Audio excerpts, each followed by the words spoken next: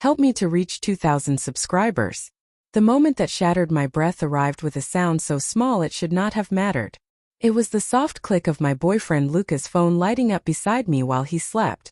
The screen brightened my cheek and revealed a notification that felt like a slap.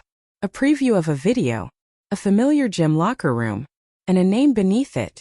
The same name he had been saying far too often lately. Mara. My heart thudded so hard I could hear it.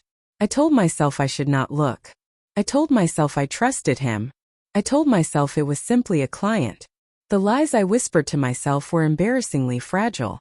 But my hand moved on its own, my thumb sliding across the glass as if guided by something older than reason. The video opened. Their voices filled the darkness.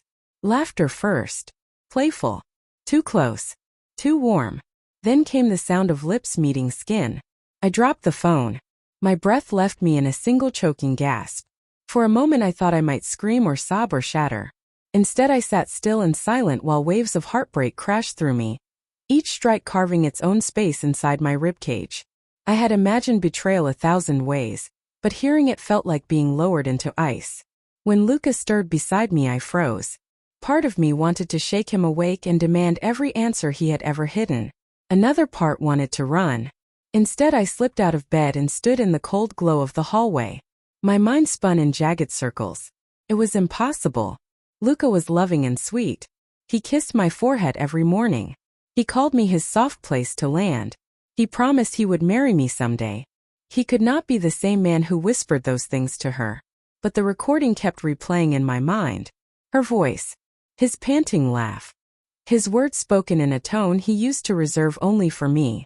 By the time the sun rose I had swallowed enough pain to feel sick. I sat at the kitchen table with the phone in front of me. Proof. I could delete it. I could confront him. Or I could do something twisted and satisfying. Something that would make the truth undeniable. I chose the third. I dressed in silence and headed to the gym. I told myself I only wanted to see them together. To know for certain what had already been carved into me like a scar. The moment I stepped inside I could smell the familiar scent of iron and sweat. The clanking of weights rang like accusations. Then I saw them. Luca stood behind Mara while she lifted a barbell. His hands rested on her hips. Her smile was soft and private. The same kind of smile I used to give him. I bit my tongue until I tasted blood. I lifted my phone and pressed record. I captured every moment. The way he brushed her hair aside. The way she leaned into him. The way they looked at each other when they thought no one was watching. It hurt, but there was power in holding that truth. When they noticed me they both jolted. Mara's expression twisted with guilt. Luca's face crumpled with panic. He stepped toward me. I took a step back. He whispered my name. He asked what I was doing there. He said I was misunderstanding everything. His voice shook. So did mine when I told him I did not need excuses. I left before he could touch me. At home I stared at the video. My finger hovered above the send button. The gym's group chat was large. Trainers. Clients. Friends. People who thought Luca and Mara were the perfect coach and trainee duo. I knew sending it would expose everything. I also knew it was cruel. My chest tightened with guilt and righteousness all at once.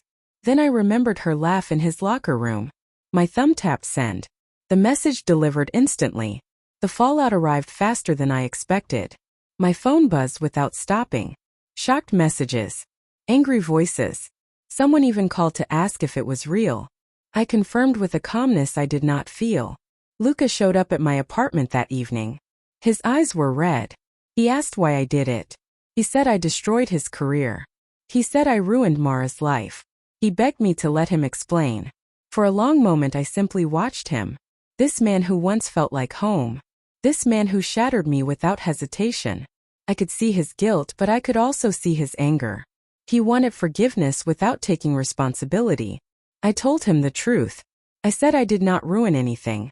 I simply revealed what he chose to do. He fell quiet. The silence stretched between us like a bridge that had collapsed. For the first time he looked small to me. Human. Flawed. And entirely responsible for the consequences he feared. When he finally left I closed the door gently. I expected to feel triumphant. Instead I felt hollow but honest. The kind of pain that promised healing. Later that night I watched the now silent gym group chat. Dozens of messages. Dozens of truths. And a final one from Mara herself. She apologized. Not to Luca. Not to the group. But to me.